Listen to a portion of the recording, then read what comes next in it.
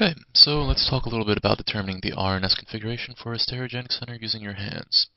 In the case of, let's say, some molecules such as bromo, chloro, fluoromethane, um, we know that the stereocenter is this central carbon atom, and we know the stereocenter because it's attached to four different substituents with different Kahn-Ingold prelog priorities.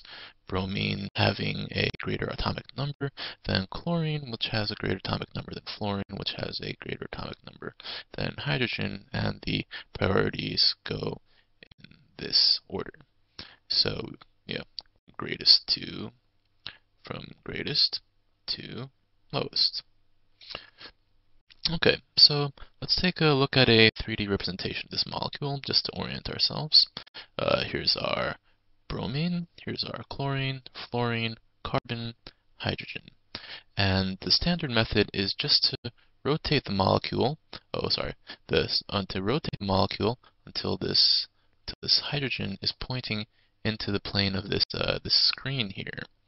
Okay, and once that's happened, we can draw a path, a curved path from the bromine back to the bromine in the order of descending priorities. So right here, we have a clockwise turn, a clockwise path, and this would be indicative of the R configuration.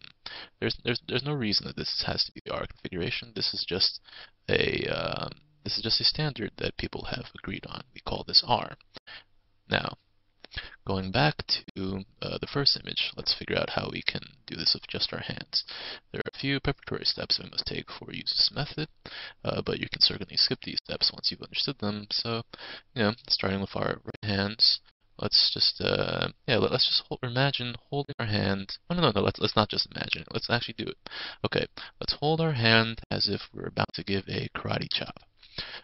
Place the heart of your palm at the site of the central atom, which is the carbon in this case, of course, and orient orient your fingers toward the highest priority group, which is this bromine. Now, we should remember that we're not bending. We are not bending. No bending. We are not bending our fingers at this moment. We are simply angling the plane of our hand such that it lies in the general direction which connects this central atom and the highest priority group. The next step is to let your thumb pop up perpendicularly from the blade of your palm and to rotate your wrist until your thumb is pointing up in the direction of the lowest priority group, which is this hydrogen here. Oh yeah, and your fingers before were pointing in this direction, but now your fingers are still pointing this direction, but your thumb is pointing up here.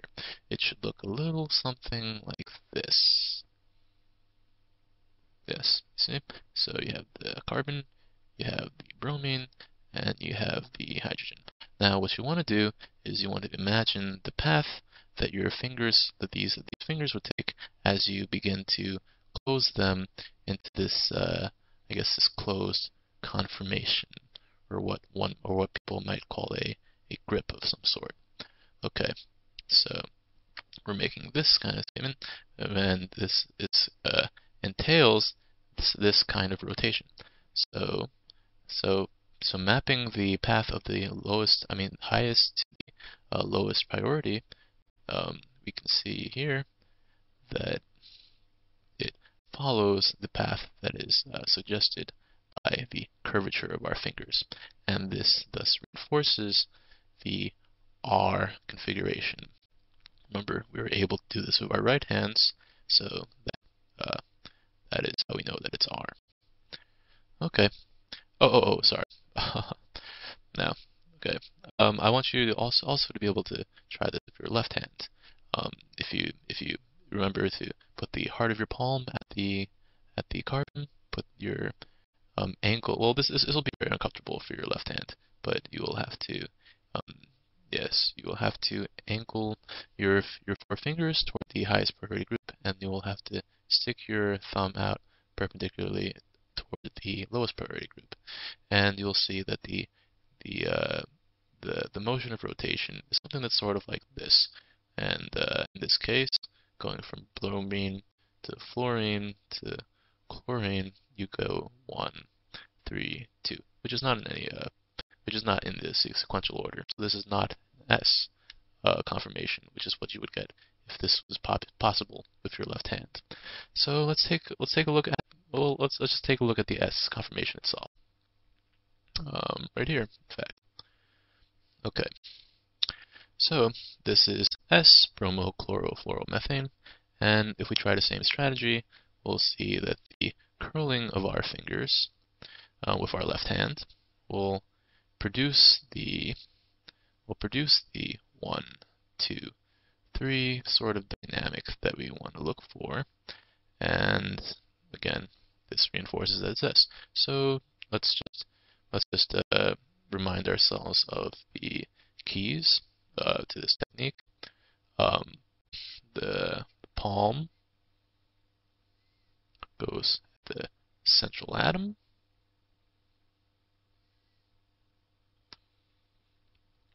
The thumb goes toward the lowest priority,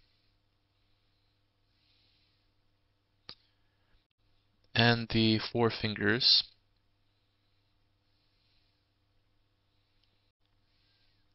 go toward the highest priority. And of course, right hand,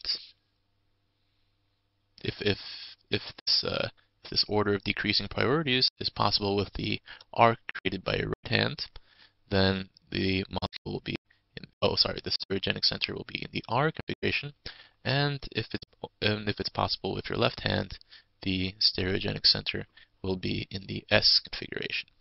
Okay. Oh, and I'll be posting a few more orientations of these 2 molecules on the sidebar, so you can practice with different hand orientations because it can be a little awkward.